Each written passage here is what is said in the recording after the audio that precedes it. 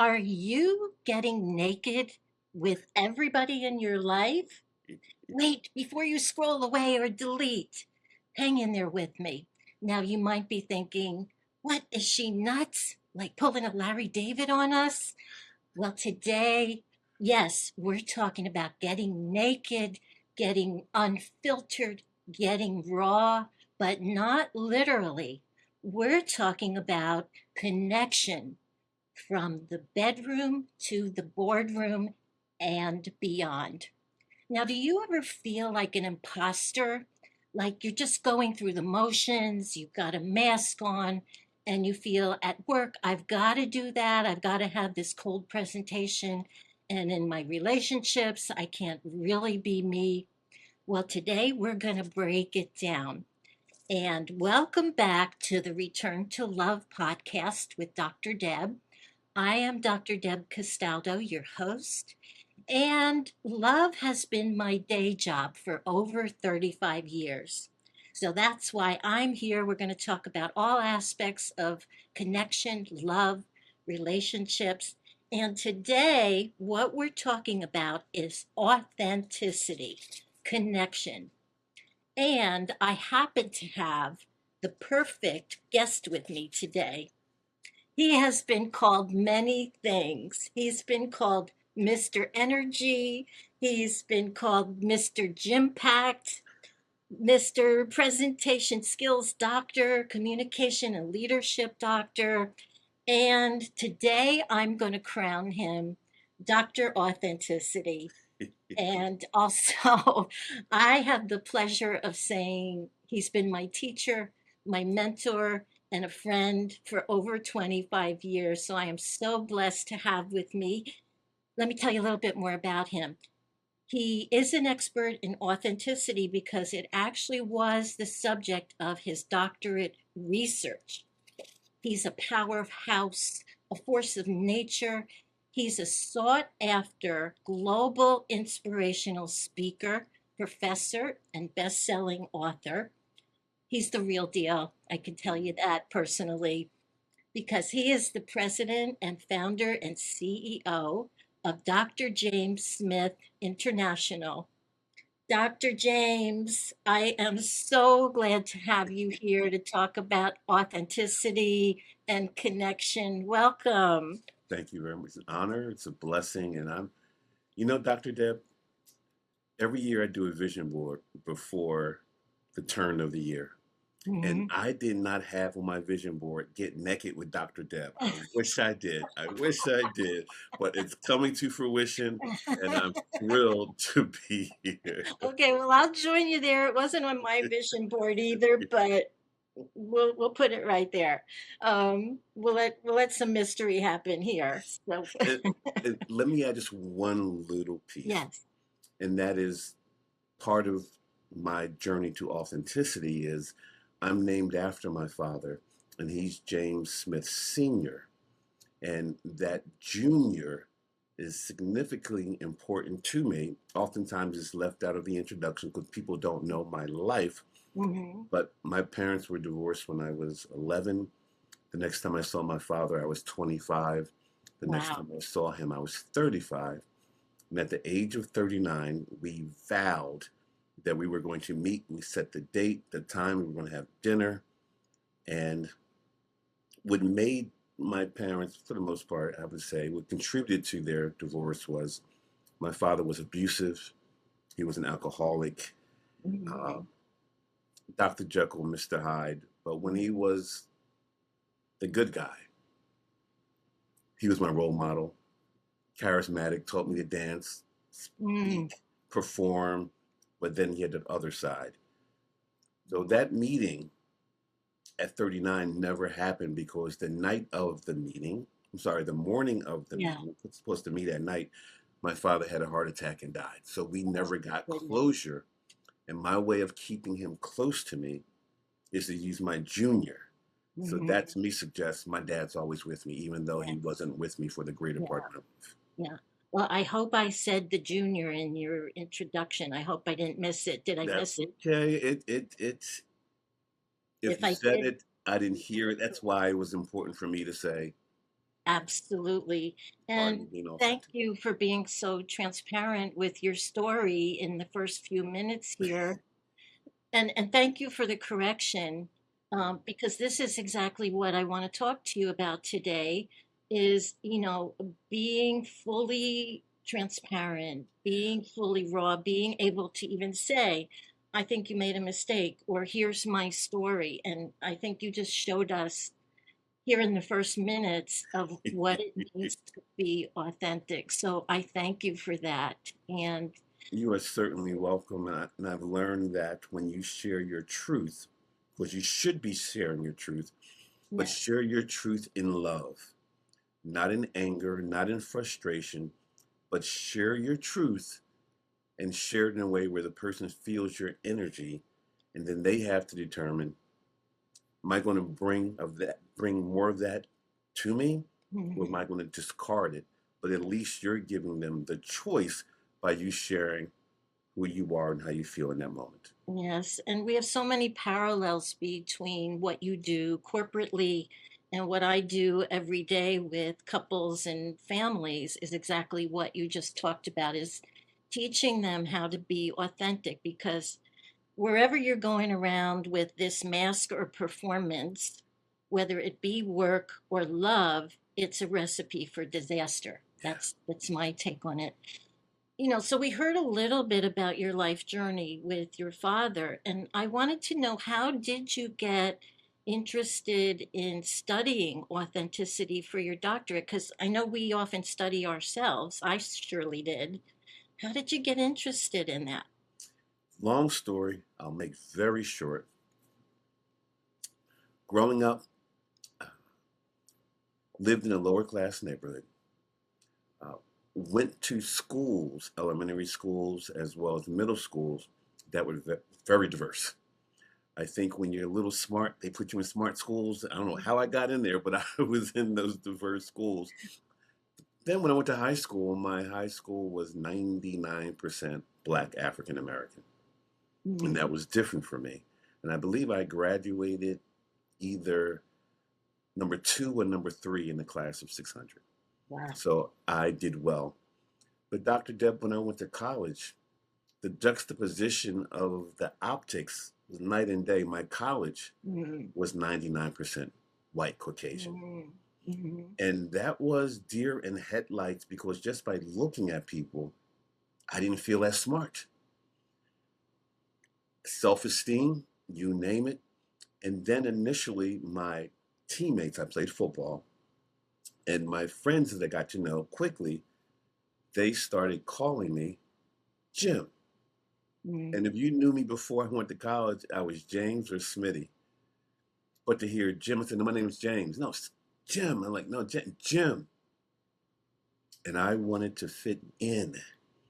And to me, that was the beginning of me losing my authentic way because I mm, wanted to fit in. I wanted to belong. mhm. And as I then matriculated into corporate, I took Jim with me and I became a people pleaser, going along to get along. You talk about the mask. For me, Halloween was celebrated every day. Yeah, Trick or treat, trick or yes. treat. How do you really feel about the program? How do you really feel about the product? Give me your thoughts. They're good. I like it. They're good. Mhm, I like it. mhm. And then I evolved into entrepreneurship, going into organizations and talking to people. And people invariably would say, I'm one way at home and I'm one way at work. Mhm. And I wanted to know why you couldn't be you as often as you liked. So either at home or at work, you were trick or treating. And Mhm.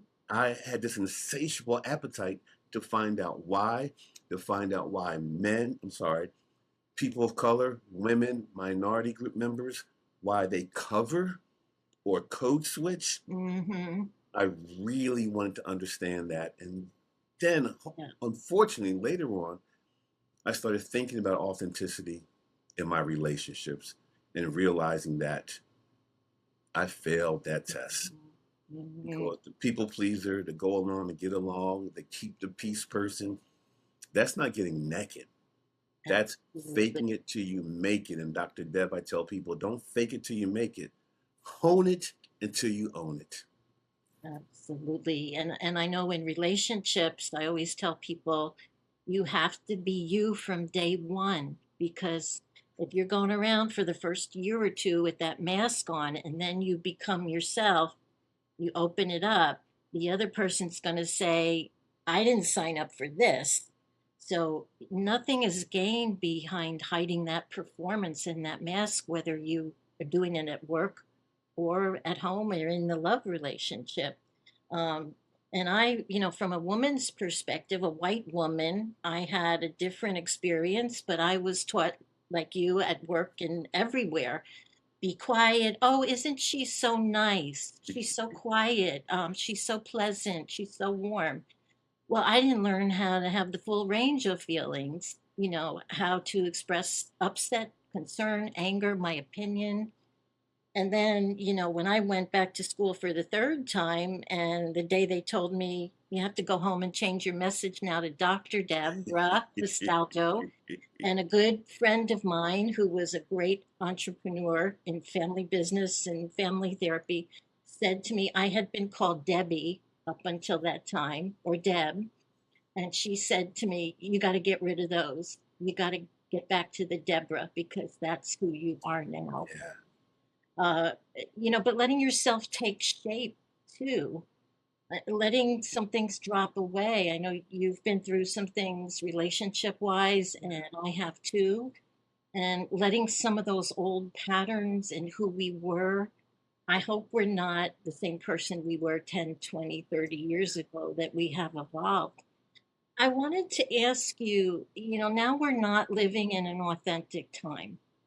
We're, to put it mildly, we're moving away from that. With now everything is curated, and we have all the filters and all the curated pictures and the perfect life on Instagram. And, now talking to AI boyfriends and girlfriends, we're having less and less human authentic connection. What's your take on that now? What do you think is going to happen if we don't keep a hold of our authenticity? Wow. Let me start with this. I believe AI should stand for authentic intelligence, not artificial intelligence, number one. Okay. Number two, I believe there has to be a thread of realness and authenticity in all this technology we're getting to, chat, GPT, whatever. Mhm. To me, that technology should be my condiments to my meal. My meal, the meat, whatever it is, fish, that's the substance. That's me. In order Mhm. to enhance me or enhance the flavor, I add the condiments. When the condiments lead the meal, you're not getting the meal. You're getting a facsimile of how someone believes it should taste, but not your special sauce. Yes. And Dr. Deb, when I started doing this research, I went into my research thinking that authenticity was a matter of either or. You're either authentic, or Mhm. not authentic, or inauthentic. And through my research, I graduated believing that authenticity was a matter of more or less, not Mhm. either or. You turn it up or turn it down based on your choices, your decisions, not out of fear, but based on how much of you did you want to give at that moment. Knowing that there's a threshold for authentic expression, because if you violate that threshold, you're now in the improprietary area where your level of authenticity is not rewarded, not wanted. Yes, you're authentic, but you're an authentic narcissist. You're an Mhm. authentic uh, fascist or racist, or Mhm. no, there's a threshold. And that's where we want you to operate in, more or less. And again, part of that was the reason. I would say studying authenticity was probably one of the most challenging constructs I did, because Mhm. picking it up is like picking up a bar of soap in the shower. It's so elusive, because Mhm. you have some researchers, existentialists, who believe that people can be authentic in that moment, but they can't say they're authentic all the time because we're consistently evolving. That Mhm. painting on the wall, it's authentic, it's not changing. That Persian rug, it's not changing, it's authentic. But we're like kaleidoscopes where we Mhm. evolve nonstop. And just because, Dr. Deb, I don't share with you what I did on my vacation doesn't mean I'm being inauthentic. It means that Mhm. we haven't broken bread enough. We haven't made enough deposits. We don't have the trust. So Mhm. I'll share that later, but I'm not being inauthentic. Mhm. And knowing what to share when and with who. But I Yes. think we don't do enough of it, especially in the work that I do.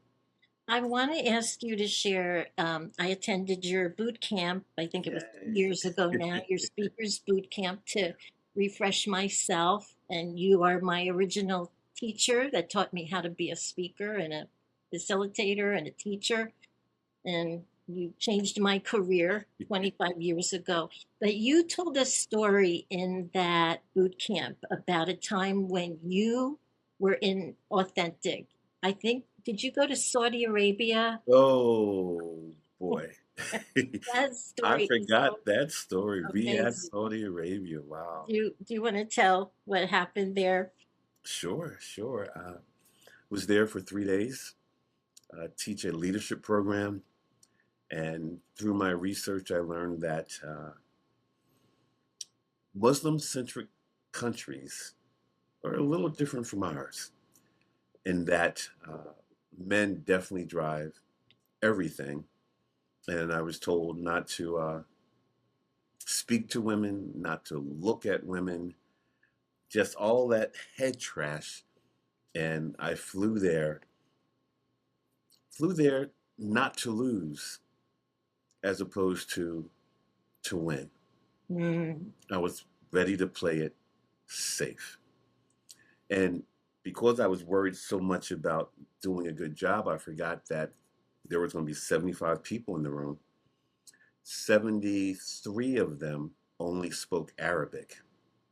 oh my goodness. Actually, no, me and two others spoke English. The two others spoke Arabic as well. The interpreter and the person who saw me in Dallas the previous year and decided to bring me to Riyadh. The interpreter had the headphones on. Participants, all 70 something of them, had their headphones on. Oh And my from an optic standpoint, imagine Osama bin Laden. mm, mm. That's how they all looked. They Oh looked my God. angry, the beard, and that Mhm. was my head trash. So I began the session atypical. I began, good morning, my name is, My gosh. and I never begin a session with good Yeah. morning, my name is. I'm so looking forward to our leadership experience. It was a great trip here. No, it wasn't. It was a terrible trip, but I said it was a great trip.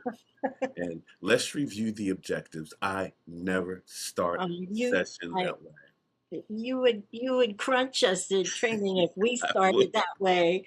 Oh my gosh. I know that's not you. It wasn't me, but I felt it. And I'm thinking, this is the first 15 minutes. I'm here for 2.5 more days. So during the first break, I'm up in front of the room. Just, oh my gosh, this is going to be worse than root canal. And my client comes up Oh my gosh. and he said, Mr. Smith, what's wrong with you? We paid you good money to be here. I saw you in Dallas last year. You gym packed at everyone, high energy, movement. You just, woo, you entered our heart, our body, our soul. And what are you doing now? I don't like it. Fix it. Mm. So, Dr. Deb, I went to the bathroom just to get away. And I prayed. I prayed for strength. I prayed for uh, his spirit to be within me, to guide me, and to give me courage. Mhm. So when I went back, it wasn't going along to get along and fake it till you make it. It was me moving more toward my authentic self. And Mhm. I didn't, it didn't matter whether they loved it or not. I wasn't Mhm. there to kiss babies and to make Mhm. fans. I was Mhm. there to leverage their leadership experience. Mhm. And Dr. Deb, by the end of day 3, I closed with my, you know it, my Soul Train line review. And Yes. you had a bunch of Muslims in their white cultural garb getting it Oh in, my going down the gosh, and they did it? line. Wow, that's amazing. So where we go with our headset at, our mindset, oh my gosh, determines everything. Yeah, I can remember my very first speaking experience. The person I was dating had me come to his company's like national conference. yeah. It was my first time. I thought I did the whole Tony Robbins setup. I had music, I had Mariah Carey make it happen. Well, I did 2 sessions and I had a similar experience to you. I go in the room and there's all these suits and they're looking like no energy. And I must have gone way down in my energy. Yeah. And I did it. And then I got the evaluations, and a couple of people said, tell her not to lose her day job. Wow. And Wow. and you know They're, what? they're I so, went they're in so the back. kind. They're so Huh? kind. I I said know. they're so kind. I know. But you know what? It was good for me. I went in the back hallway. I started jumping up and down, doing some jumping jacks. I'm like, look, if I'm doing the Tony Robbins things, I got to put that music up higher. I got to really come back with some energy. And the second time around, it went really fine. And the evaluations were great. But what mindset we get into, whether it's in the job or in a friendship or in a relationship where we're just meeting somebody. And why do you think, based on your research, why do you think we go into that imposter syndrome? Yeah. Why do we have to cover ourselves? I have my answer for that. But first, I want to double back to your story because Mhm. I've seen the evolution, your evolution, and you're no longer doing the Tony Robbins thing. That's his. You I are know. doing the Dr. Deb thing, and that's Yeah. better than the Tony Robbins thing because Yeah. Tony Robbins, what's the quote? Be yourself because everyone else is taken. And Hmm. like you, I wanted to be the next Les Brown. I wanted Hmm. to, and I had to go on a Les Brown diet for 3 years to get him out of my system because I was Hmm. laughing like him, and I wasn't Mamie Brown's baby boy. I was Nancy Smith's Hmm. baby boy, and I had to find my way. Now, to your Yeah. question about either imposter syndrome or not bringing all of us, I think Yeah. there's a degree of fear. I believe we worry about being judged. I think we worry about, is this flavor going to be right for that person? And in doing that, we lose sight of who we are. And then we begin to question who we are. But then we just go along to get along. And Dr. Deb, I know that all too well. Hmm. 3 times in my life, I got on my knee Hmm. and asked the person to marry me. Hmm. And 3 times in my life, I have shared with that person Hmm. that this isn't working for me. I want to move on. The Hmm. common denominator was me. Hmm. Was me. And what happened in those situations, we weren't aligned because the person they married wasn't the Yeah. person who I am. I Hmm. was the person who I thought they wanted to be. And then over time, I've evolved and I started saying no. I started having boundaries. And they, what's wrong with you?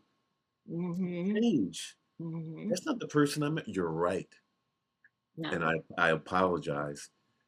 However, this is where what I stand for: alignment, trust, Hmm. communication, daring, being bold. And you don't have to be me, but to appreciate those factors that bring out the best in me. Hmm. And they weren't being appreciated. Yeah. And I had to see my therapist. I had to see my spiritual advisor. I had to see Nancy Smith, my mother. Mhm, mhm. And their theme was essentially the same: be you, Yes, be proud of who you are.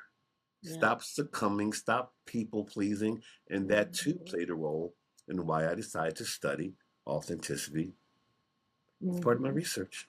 Great. I'm reminded of a quote by Dr. Helen Fisher from Rutgers, neuroscience anthropologist who studied the brain in all all aspects of love, lust, attraction, falling in love, breaking up, grief, all of it. And she ended her TED Talk speech by saying, you know, a loving partner is life's greatest treasure. Our challenge is to understand one another.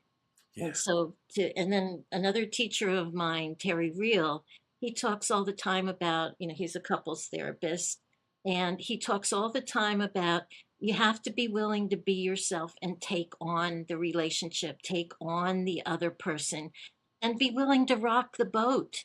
Mm. Let it be okay. That, don't hide those feelings, the suppression of anything of ourselves. I know it leads to physical illness, mental illness, depression, anxiety, panic, breakup of relationships, people getting fired out of jobs because they didn't really want to be Yes. there. Yes. Um, so it's so important that we have the courage. And actually, I'm looking at a quote here from someone. It says, it might sound familiar. You'll always get what you've always gotten until you become the person you've never been. Now go Mm. be that person. Mm. Dr. James Prophetic. Smith Jr. Prophetic, profound. Here's Yes. another expert, the famous Kurt Cobain, the musician. He once said, I'd rather be hated for who I am than loved for who I'm not. Mm, yeah. That's huge. Yeah. And since we're in the quote segment of the show, one Mm, of my favorites is, and you may have heard me share this before, and it's that when we are young, we look a lot like our parents. But when we get older, we look a lot like our choices. mm, mm, And I encourage people to make choices that reinforce their authenticity mm, in relationships, professional or personal. Because if you're not, you're starring in a movie yeah. that doesn't really depict who you are. Um, And I share with people all the time our lives are movies. We have drama, we have action, we have love, but you're directing it, you're starring in it, you're writing it. Share your truth. mhm, Share your truth. And in sharing your truth, you're going to get wounded. But as adults, individuals, we need to learn how to walk with that wound because we're moving on. But the person who we shared our truth with knows what we stand for and how far they can go or not. And we have to be so aligned in relationships. I think that's one of the biggest choices you can make in your life, absolutely. choosing the partner that's Mhm, going to be the marathon partner to go the distance with you mhm. rather than having seasonal event partners Yeah. like I have. Mm. Um, it's the heart of the matter, I call it. I'm thinking of a quote now. Freud said, um, "Life is about work and love. Those are Mm, the two main aspects." And I think what we're talking about today is we have to be authentic, real ourselves, and keep growing into that. I also think of the hero's journey story. I'm a big believer in every day is a day to be a better you, a yeah. more authentic you, to keep growing into who you are. Dr. James, I want to ask you as we get close to closing this out. Do No, you, we can't close. I love talking to you, Dr. Deb. well, I know, oh gosh, we're just getting started here, but you'll have to come back then. I would We'll love to. have to Thank you. do part two. We have a couple more minutes left here. Part two could be called Still Naked. Yeah, I don't know if we have to edit out that beginning there, but I liked it. It was funny. And I hope you liked the opening because I knew I couldn't do a hello, how are you? I'm here with Dr. James because you would have crunched me. So thank you for going with it. But I wanted to ask you for one tip that you could give the viewers about, if they feel they are doing this, performing or wearing a mask or what's sometimes called imposter syndrome, what's a place they could start to begin to be more authentic in their life? One tip. Oh gosh. The first tip would be to ask people in your tribe, ask the people close to you, how am I showing up? Get Mhm. their feedback. When am I at my best? When do you see me smiling? And Mhm. then flip it. When am I at my worst? When do you see me second guessing myself? So at least they can give you the scenarios that they see the juxtaposition and how you show up. And then I would also say start in what you would consider safe situations, Mhm. a friend, a relative.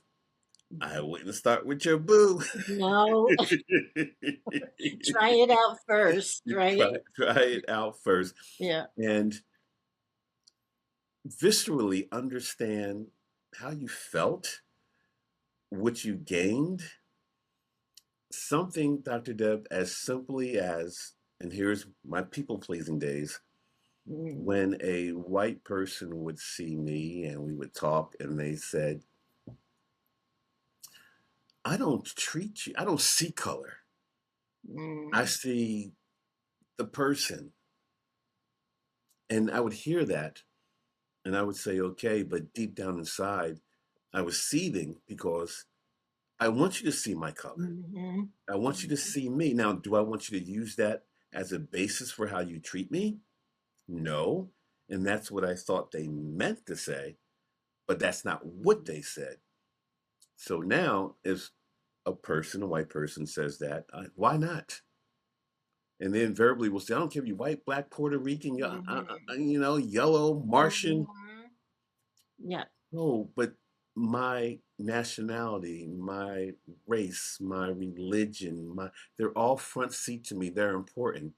And I Mhm. want you to see that in me and then decide how you want to treat me. Yeah. But it's like me, Dr. Deb, saying, you're one of the guys. No, you're not a guy. You are Mhm. extremely smart, bright, beautiful woman. I'm not going to say you're one of the guys. Mhm. I'm going to Mhm. say you're one of us. You're one of the team. Yeah.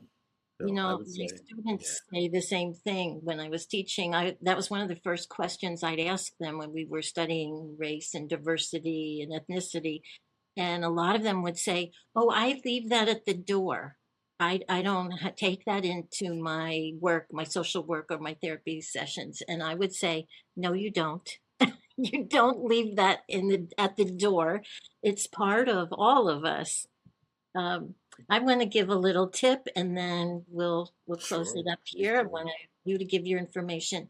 But my tip is you have to do the work on yourself, on your beliefs about yourself.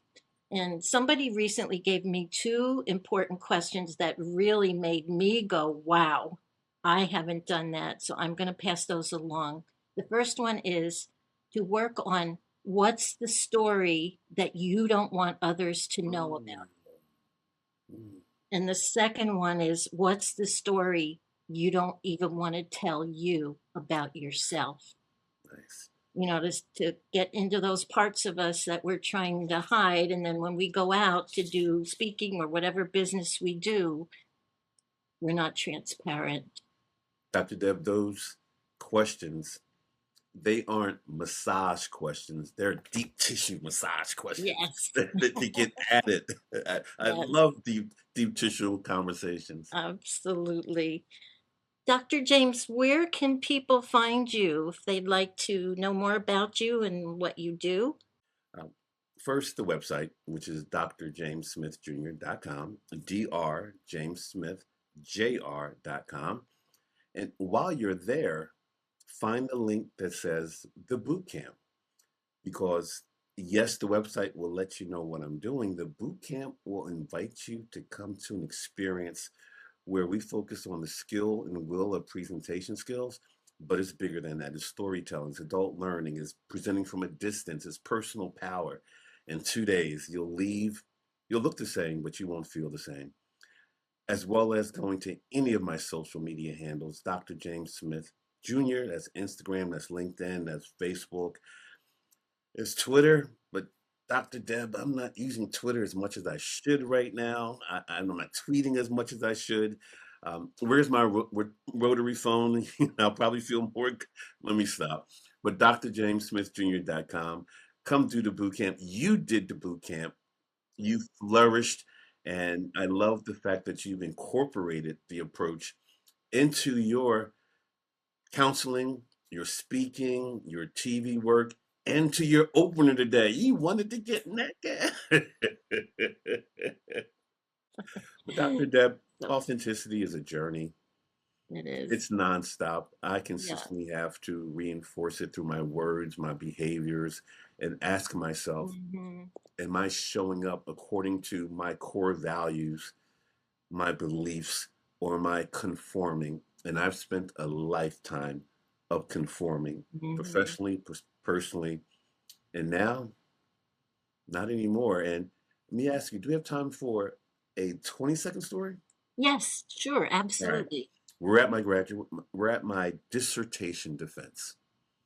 You have the deans in the room, the professors in the room, like 6 or 7 of them. You have my dissertation chair, Deanna Geddes. I have my mom, my brother, my daughter, and my best friend. So this is 45 minutes of grueling Hmm. research sharing. 2 studies, qualitative, quantitative, and I'm nervous inside, but I know where I'm going. And the qualitative review was easy because that's my baby. But when we got to Hmm. quantitative, data analysis, statistics, I'm like, oh my gosh. And I went through spotless. I'm like, yes, Hmm. I'm going to be a doctor. So we're at the very end. My dissertation chair, after fielding all these questions, said, are there any more questions? The room is silent.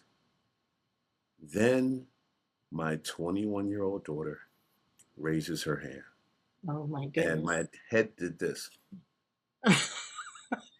This is like speaking up at a wedding.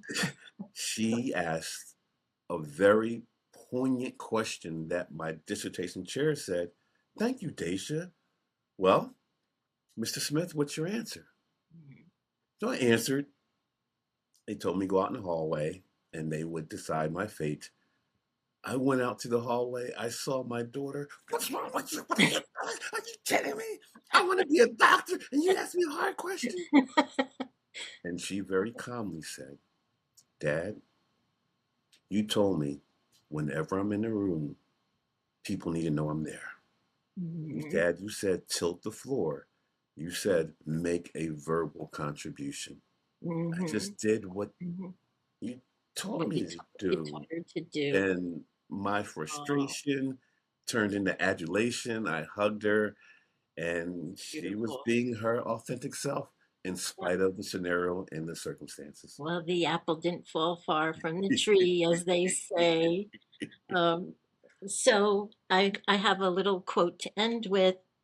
You cannot build a high yielding life or great love with a bankrupt fake persona.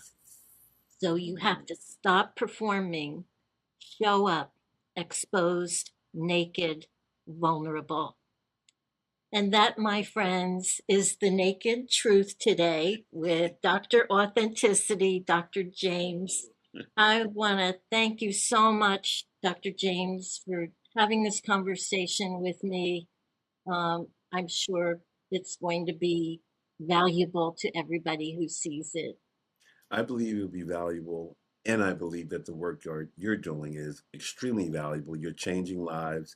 You're not just changing the score, you're changing the game, and you're helping people to come together and be the, I'm going to say perfect partner because perfection doesn't exist, but being the most sensitive and sincere and communicative partner. And I love your work.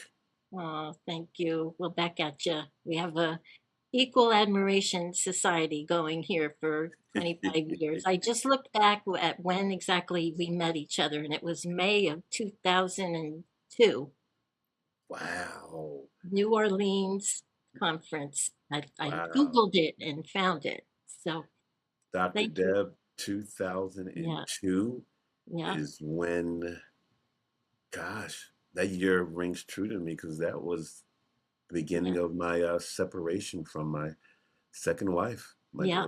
daughter was 7. Yes, your daughter was little, and I looked up ASTD Conference New Orleans in the early 2000s and I got the date. Wow. So thank you for being with us today. Absolutely. Remember that love is a precious gift and make each day a whole season of love. Mm. Until I see you again, take good care.